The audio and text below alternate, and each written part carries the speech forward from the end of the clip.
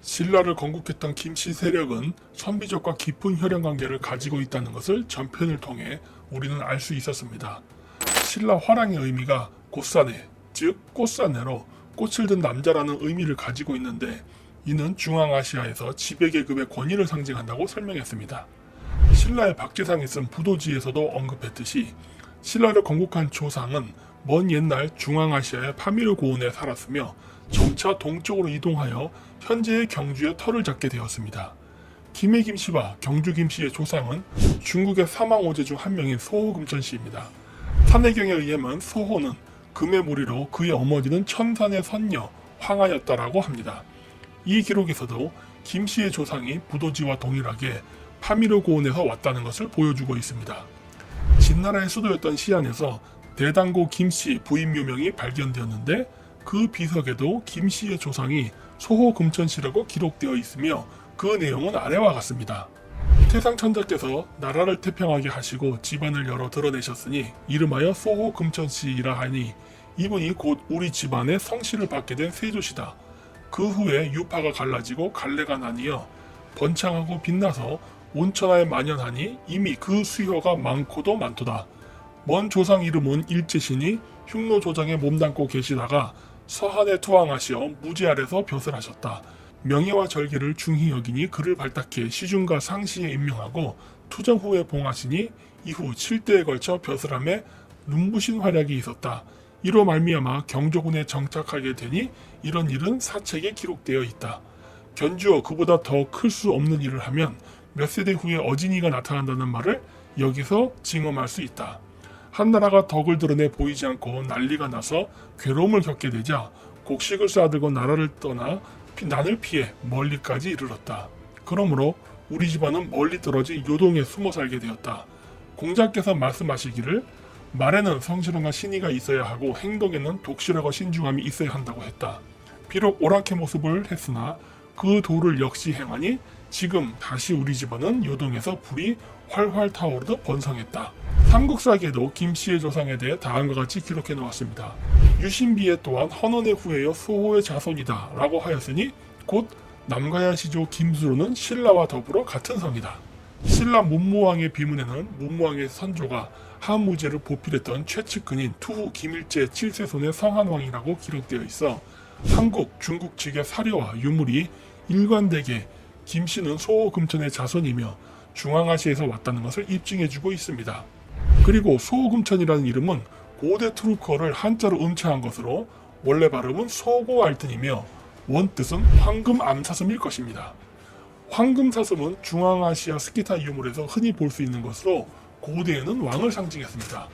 그래서 유럽의 스키타 신화에서도 왕을 하얀 사슴으로 묘사하는 경우가 많았습니다. 사슴을 왕의 상징으로 쓰는 전통은 스키타인들이 북극권에 살 때 생긴 풍습으로 지도자가 흰 술록을 타고 다닌 것에 대해서 유래한 것입니다. 흰 사슴이 황금 사슴으로 변한 것은 스키타이족이 인구 팽창과 기후변화로 인해 북극권에서 초원지대로 남하하면서 북극성 신앙이 쇠퇴하고 태양 숭배 사상이 세력을 얻으면서 태양을 상징하는 황금색이 기존 북극성의 상징이었던 술록에 더 씌워져서 만들어진 현상입니다. 몽골 오론 언덕에 가면 돌궐 제국의 비석이 있는데 그 비석의 중간을 보면 사슴이 그려져 있는 것을 볼 수 있습니다. 그 이유는 앞서 설명했듯이 왕, 즉 칸의 비석이기 때문입니다. 그런데 돌궐 제국의 비석 모양을 보면 신라 문무왕의 비문과 디자인이 같다는 것을 발견할 수 있습니다. 이와 비슷한 모형으로 비석을 만드는 나라는 만주족이 세운 청나라도 동일했습니다. 그 이유는 청나라의 시조가 신라에서 왔기 때문이겠죠.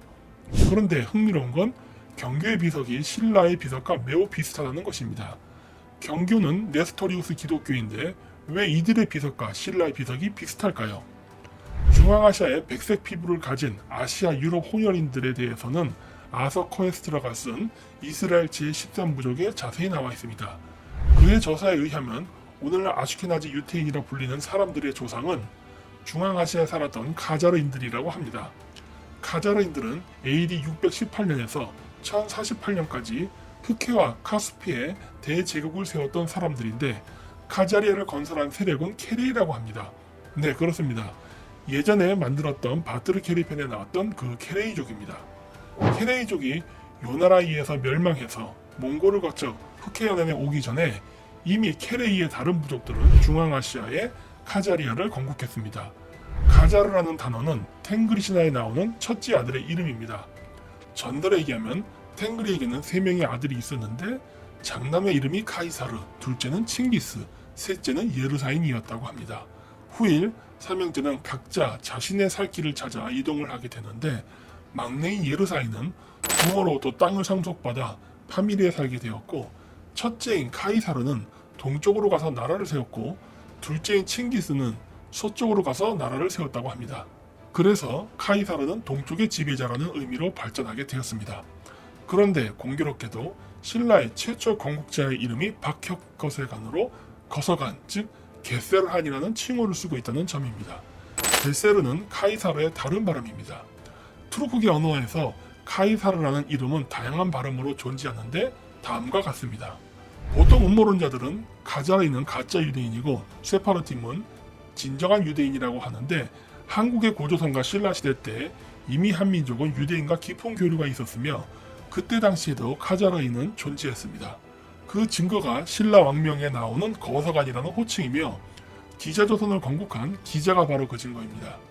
동북아시아에서는 알 발음을 잘 못하기 때문에 생략하는 현상이 일어납니다. 예를 들어 만주르를 만주라 발음하고 수메르산을 수미산이라고 발음합니다. 원래는 게세르한이었던 발음을 한자로 표기할 때 알 발음이 빠져 거서간이 된 것입니다. 또한 기자를 건국한 기자의 원래 발음도 알 발음이 생략되었기 때문에 원래 발음은 카자르였을 가능성이 있습니다. 이미 구약시대에 카자르인은 존재했습니다. 뿐만 아니라 구약 성경을 보면 게셀이라는 지명이 나오는데 이건 어떻게 설명해야 할까요? 따라서 아슈케나지 가짜 유대인설은 잘못된 낭설이라 할 수 있습니다. 여하튼 이와 같이 신라와 가야를 건설한 세력은 매우 강성하여 유라시아 대륙을 종횡무진하며 영토를 확장하고 무역을 했던 역동적인 민족이었다는 것을 알 수 있습니다. 그리고 그 과정에서 현지인들과의 혼혈을 통해 세력을 넓혔기 때문에 오늘날 케레이족의 얼굴은 다양할 수밖에 없습니다. 세계를 움직이는 비밀결사 중에 프리메이슨이라는 유명한 조직이 있는데 이들의 상징은 직각자와 컴파스입니다. 그런데 이와 똑같은 상징물을 테오보키와 여호와가 가지고 있습니다. 이들이 같은 상징물을 가지고 있는 이유는 금촉을 가지고 신라를 건국한 박혁거세한을 포함한 김씨 세력들이 소호금천으로부터 왔기 때문입니다. 왜냐하면 소호금천씨의 조상이 바로 테오보키씨이기 때문입니다. 그래서 중앙아시아의 7세기 초 카자리아를 건국했던 케레이들의 후예 아슈케나지 유대인들도 신라와 똑같이 직각자와 컴퍼스를 자신의 상징으로 쓰고 있는 것이 아닌가 생각합니다.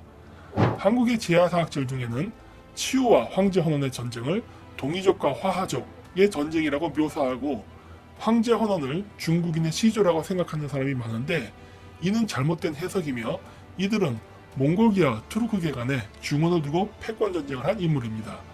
현 상태로 황제 헌원에 대한 해석을 유지한다면 먼 훗날 중국은 고구려 백제를 중국사에 편입시킨 다음에 신라의 역사마저 중국사에 포함시켜 한민족의 역사를 말살하게 될 것입니다.